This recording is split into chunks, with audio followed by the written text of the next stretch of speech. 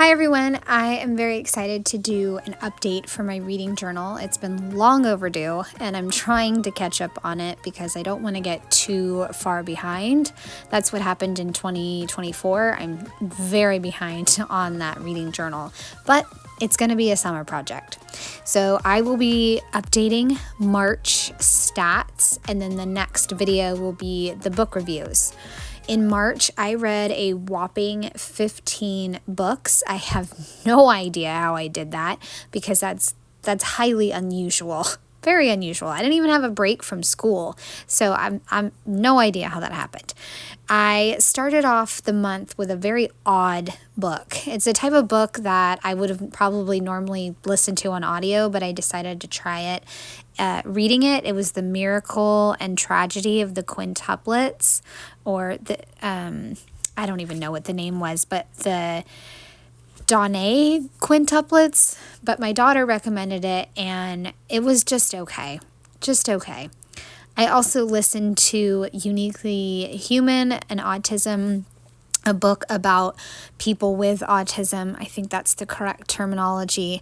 And then I had a few other really fantastic audiobooks that I listened to, along with some great romances. I even tried a really out there type of romance, Butcher and Blackbird. I think it's romance and horror and thriller. I don't know. It's a bunch of genres all mixed together, but it was very interesting.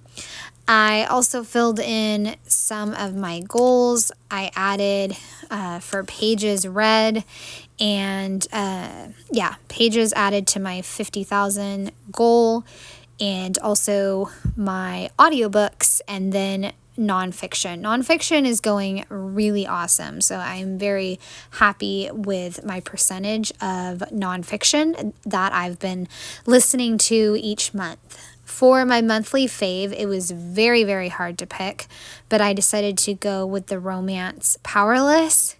And I also noticed that I think all the books that I picked so far this year are somewhat romances. So that just says something about me, doesn't it?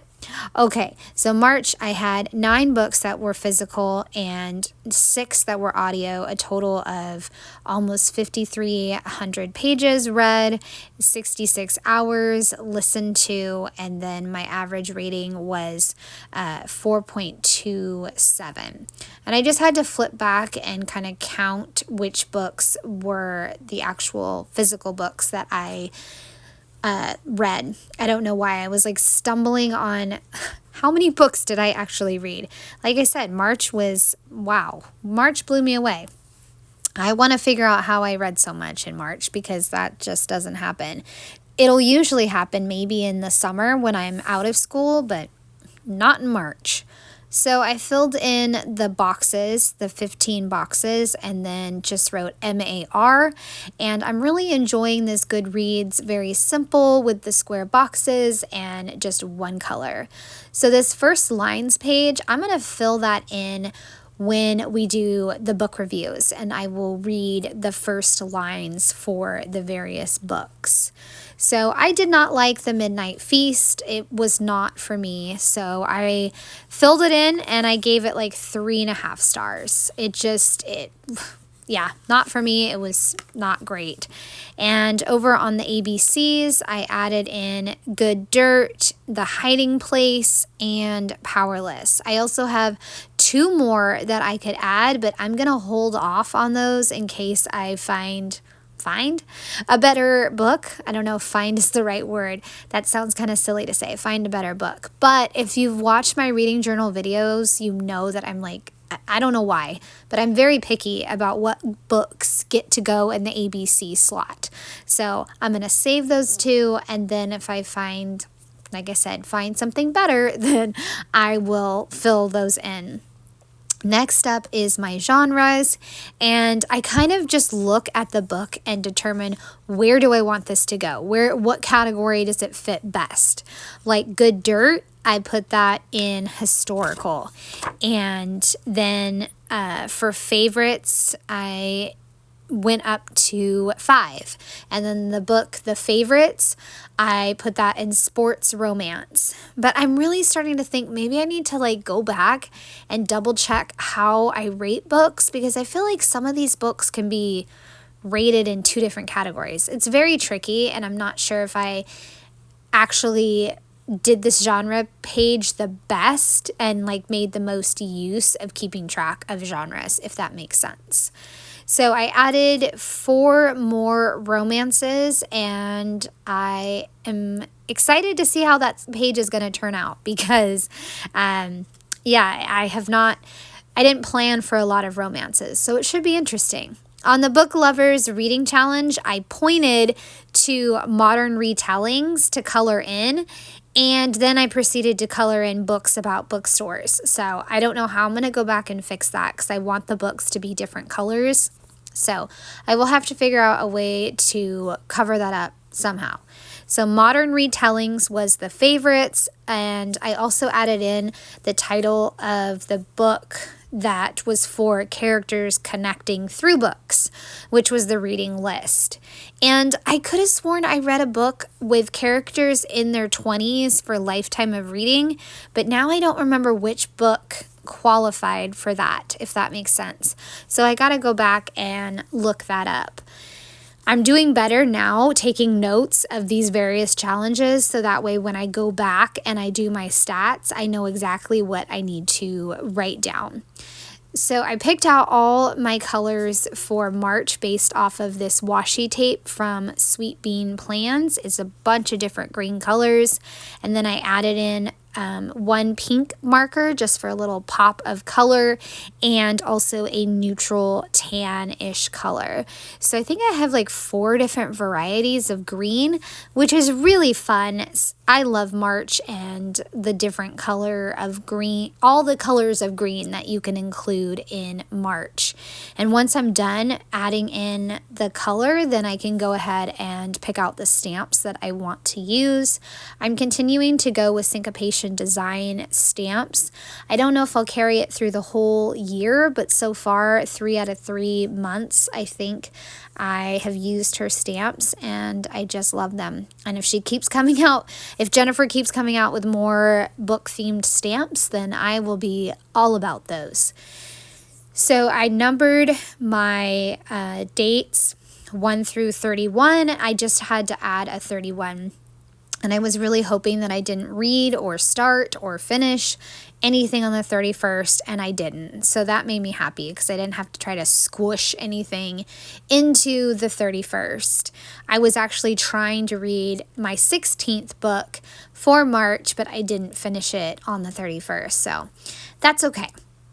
Picking out my stamps, and one of the stamps that I don't know why, but I've been like, I shouldn't use that stamp, but I'm going to do it. She has this great stamp that says thick thighs and bookish vibes. I just love it, and I don't know why I was like, I shouldn't use that one. It's a little too sassy, I guess, is what I was thinking, but I'm going for it. I'm going to stamp it on my bottom shelf, and then I also have less scrolling, more reading, and over on the calendar, I have Bookish, and then I stamped 3 closed books. And then I'll use another book with like a star rating on it to stamp over the stacks of the books. So it's kind of like books peeking up out of the top of those stacks. Just something a little different. I lost my stamp, or I seem to have misplaced my stamp that is a tiny book with the book pages open. So this will work in the meantime. Now, I was very distracted when I was writing out my books, because I want to keep things the same as far as what pens I use. So the pen that I use to write out the titles is a Sharpie pen, and the lines that I draw for how long it takes me to read is my Uniball pen. Well, I was using my Uniball pen to write out the days, and the books titles. And then I was like, no, I don't like that. And so I wrote over it with a Sharpie. I really didn't like that, and it was just going to bug me. So I got out a scrap of the sticker paper that I used to print the calendars, the white sticker paper, and I just trimmed it for the calendar box and rewrote the book titles with the Sharpie. So that way it looked much better. And overall, it worked fairly well to cover up that mistake because, like I said, once I wrote in Uniball pen, I should have left it and not try to write over it with a Sharpie because then it just looked blobby, I guess is the word. It looked really smudged. So having that scrap of paper did the trick, and now you can clearly read the various titles. And I started the month listening to the book Tell the Wolves I'm Home. It's a book that's been on my to be read list for many years, and I finally listened to it, and I think it was a fantastic book. I really enjoyed it, and I'm glad that I listened to it. The next book that I listened to was a memoir called Between Two Kingdoms, and that one only took me like 3 days to listen to because it was just very, very interesting. I loved it. I also read Good Dirt, which everybody was talking about. I can't remember the author's name, but she wrote Black Cake, and I really loved Black Cake, and I also really loved Good Dirt as well. She's just a really great storyteller and makes such an immersive stories. Like you feel like you can feel the story and you're just in it with the characters, which is really cool. And it took me basically a week to get through The Favorites, which was the ice skating book that everybody's talking about, and also a week to get through The Midnight Feast. That was a book that was recommended to me, but I did not care for the characters. I didn't care for the outcome. Yeah, I just got through it because I really wanted to cross off, the book on my recommended list. Then after that, I had a good reading week with Butcher and Blackbird, which my friend Erica gave me for Christmas, and that book was not like anything I have ever read before. It was so far out of something I would have picked. I don't know. It was just out there, and it was something that everybody's been talking about, and I'm like, okay, I'll give it a try. And sometimes with, the books everyone's reading, it's like hit or miss for me. It's like either I don't like it at all or I love it. And in this case, I loved it. I think it was fantastic and just very different. I also listened to at the end of the month a book called The New Menopause by Dr. Marie Claire, I want to say. Oh goodness, I don't know if that's the right name. But the book is The New Menopause, and it was so good and informative and just fantastic as I head into my 40s and I want to have lots of information and arm myself with the information. So I listened to that book. And then another really fantastic nonfiction was The Hiding Place. I loved The Hiding Place. And it's about World War II and a family that hid Jewish people. And you can actually go online and see a virtual tour of this home in Holland. So very cool. I almost forgot to add the titles of the books to the spines, so that is what I'm going to do. And because I read so many books in March, I only had a couple spots that were blank. I think only like 4 spots that were blank, which was pretty cool. Because normally when I write out these book titles, I kind of jump around where I put my title or where I write it out, but I really had to be kind of strategic with where I put my books, so that way there was blank spaces like it made sense where those blank spaces were, if that makes sense. So I got all of those, and now I can move on to the stats page. I'm going to continue the green theme, and instead of doing more of the Sweet Bean Plans washi tape, I'm going to go ahead and just grab some green washi tape that I have in my stash and just layer that. And I can never remember the order that I do things, so that's why I flip back to February. I flip back constantly, but I try to edit most of that out so you guys don't have to see that. But I still don't have like the whole layout memorized in my head, but I know I'm starting with some washi tape up at the top and then washi tape down at the bottom to kind of connect and add some, cohesiveness to both of the pages. And then on the far right is going to be the percentage of nonfiction, and on the far left is the graph.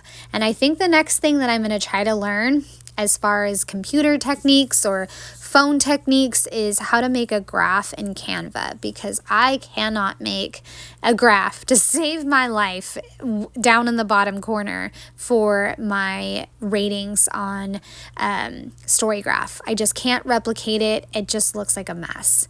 I am going to start off by stamping my March stats, and I'm using a Studio Calico stamp set, and it's just a really basic, great font to use for stamping. And like I mentioned in my behind the scenes video, I'm excited to do a Studio Calico project video. Studio Calico switched over to mainly selling office supplies and also continuing to do their stamps. So I will be doing a stamp-based project video coming up soon. I'm very excited to share some projects with you guys, and because you guys know how much I love to use stamps and how versatile they are for projects. So I'm almost done with stamping March stats, and then I had to go looking in my stash for which number stamp set I wanted to use. I try to switch it up as far as each month, and I needed one that was tinier. I recently bought 2 new ones from Ali Edwards, but they're rather large because I prefer large numbers, but then I kind of realized when I was putting this spread together, I also need smaller numbers. But I found a really, really old one in my stash, and it works out perfect. I am going to start by stamping 33, and then I use the dot on the exclamation, and then the exclamation line to make the percentage, because that was the percentage of nonfiction, which is just amazing. I mean, 2 years ago, I was barely reading nonfiction, and now I read it all the time. Like right now, I am listening to Mark Hoppus's, I think that's how you say his last name, Blink-182, the bassist. I'm listening to his memoir, and it is so awesome. I love it. And I just listened to all kinds of different memoirs. Before the Mark Hoppus one, I was listening to Kelly Bishop, the third Gilmore Girl, and I have never watched Gilmore Girls. I really need to. It's kind of on my bucket list. Maybe that could be a summer project. But she was such a fascinating woman, person. I loved it. And so I definitely am an advocate for, if you don't think you can do nonfiction or memoirs, try listening to them because they are awesome. You can see here that I am trying my best to make a bar graph for all my different ratings, because I had such a huge range of how I rated my books in March. I had 3.5 all the way up to 5 stars, and so it went by a quarter for each slot that I needed. And I didn't space them out accurately, and then I goofed on a few of them, so I'm going to have to get my white jelly roll pen and kind of white out the spots that I messed up. And, for the most part, you can't tell. I use my various Tombow markers that I've picked out to fill in the different sections that I have. Then next to the bar graph, I will stamp in the average rating, and this month my rating was 4.27, which I found pretty interesting considering that my biggest category of books that were rated was 3.75. I had 4 books that were like that, but that's just how averages work. I definitely, as you can tell by the bar graph, my ratings were all over the place this month. And another thing, I think I only did this in February. I can't remember if I did it in January, but I used my Tombow to kind of highlight the different stat section. So I take the Tombow and I just add 2 lines, and then I'm able to write in what the stat is. Like I did average rating, and now I'm doing physical, audio, and Kindle. The only issue that I ran into that I figured out later on is that for this year, I did not keep track of Kindle books. So when I just stamped 9, yes, that was 9 books like I physically read and I didn't listen to, but I actually had 2 Kindle books. So I had to put 2 on Kindle and then grab a piece of the dot grid paper and stamp out 7. And I think later on I'm going to wind up stamping out a 4 because my 4 on the average rating wound up crooked. So I figured, if I'm fixing one number, I might as well fix them all. And you really can't tell, like, if you're looking at it from afar. And even if you could tell, what does it matter? What does it matter? Let's just get the project done and have the correct stats, I guess, and again, let go of that perfection. So I had 7 physical, 6 audio, and 2 were on Kindle. This is one of the newer stamp sets that I got from Ali Edwards for numbers. It is a huge, bold number font, and I love it. So I'm going to use it to put the total number of books over in the far left corner, which was 15, and I just love it. And even though I know that this journal is great for stamping and I don't have any bleed through, I do find myself not pushing as hard as I probably could. So I don't get like the clearest impression, but I'm totally okay with that. I'm just happy to have found a journal, this Clever Fox. I think it was Clever Fox. Nope, I'm sorry. It is a Bunk, B-U-K-E, Bunk journal. And I think I have it linked in my description. Thrilled to have found this great journal at a great price point that is comparable to Archer and Olive, because I don't necessarily want to pay the Archer and Olive prices. So there you go. I just love this journal. Now I stamped 5 on the total pages, totally wonky. So that was another number that I decided to restamp. So that's at the point when I was like, okay, well, if I'm going to restamp 5 on my scrap paper, then I'm going to restamp 4. So I just restamped them, cut them out, and glued them on top. Total number of pages was a whopping 5,256. So an amazing, amazing book month. Again, I know I mentioned already, but I'd love to know. What was my secret in March to reading so much? I have no idea. And I'd love to know in the comments section if you guys want to share how you kind of get those extra minutes to read. So again, using the Tombow to highlight the section or the stat, and then I write it in, and then I move on to the right-hand side. Now, I kind of like to build it from the bottom up, sort of. On the left-hand side, you saw I did the bar graph first because I feel like that's important, and then I did the title. Now, over on the right-hand side, the most important is, of course, starting with the nonfiction percentage. That way I know where the next important piece can go, which is the pie graph. And I get all my stats from Storygraph. I actually had probably more categories than I have ever had with Storygraph. It was bananas how many different sections I had. So I wound up splitting it up into 7, and I'm not even sure if it's totally accurate because since I had so many different sections, they were such small little slices. So I just did my best because that's all I can do.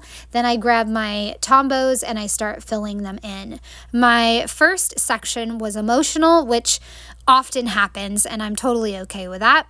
The next one was funny, which I don't often get. And then the third one was informative, which I've never got, but I guess that's because I listened to a lot of different audiobooks, like the one on autism and then also menopause. So that is probably why. And then reflective, I listened to several memoirs, so that makes sense on reflective. Tense, sad, and then other. Again, the other section was huge and so spliced up. It's the same thing with my genres, which I'm going to work on next. My genres were all over the place, and they covered probably almost every single genre that is out there, I think, except for horror. I am not a person that enjoys horror. My dear friend Erica, it's her favorite genre. But for me, I'm like, I don't think so. No, thank you. But then there's books like The Hidden Pictures. I think that's what it's called. I read that last year and it was phenomenal. I loved it. So for me, even though that was considered a horror book, to me, it wasn't that scary. But if things are too scary in books, I'm just like, no, thank you. I'd love to know, do you guys have a genre that you don't typically read? I'd love to know that. Mine is definitely, like I said, horror, but also science fiction. I find science fiction hard for me to read. I should try listening to a science fiction. Find one and then I could listen to it. Okay, so for genres, here's a little sample: education, young adult, romance, thriller, memoir, health, sports, and fitness. A whole lot of them. Then I grab my 2 book covers because I wanted to include my favorite. And last month, I think I included my least favorite. And instead of doing that this month, I decided to do a book that was so special. I wish I would have made more room to put just so special, but I squeezed it in and put so special. I'm going to do that in just a minute. I wanted to make sure that I didn't forget to write moods over on the right hand side of my legend. So I have Powerless as my favorite, and then Just So Special is A Million Things. That book, I loved it. I don't even remember how I stumbled upon it. It might have been a book that Stephanie Howell recommended, but I think it was already on my radar for a challenge. So that book, heartwarming, emotional, and the characters will stay with you. I loved it. And then over on the right-hand side, I also like to use that same large number stamp set to do. And in February and January, I used my stamp sets to stamp the number of days that it took me to finish a book, because that's what Storygraph had. Again, it was 4 days to finish a book, and I didn't really want to do that, so I decided to go with books that I loved. I should have probably put books that I really enjoyed, but I went with loved, and I went with 5. I was debating, is it 4, is it 5? But really the reason was like, do I really want to stamp 5 over there and then I have 5 on both pages? I was thinking about it too much. I'm like, Sabrina, stop and let's just stamp. You loved 5 books, we're moving on. Up at the top, I stamped 66.05 hours listened. Then I drew in my marker to write out hours listened and forgot to write it in. So I will have to do that off camera. Up in the corner, I felt like it needed some sort of stamped sentiment, so I stamped Let's Recap.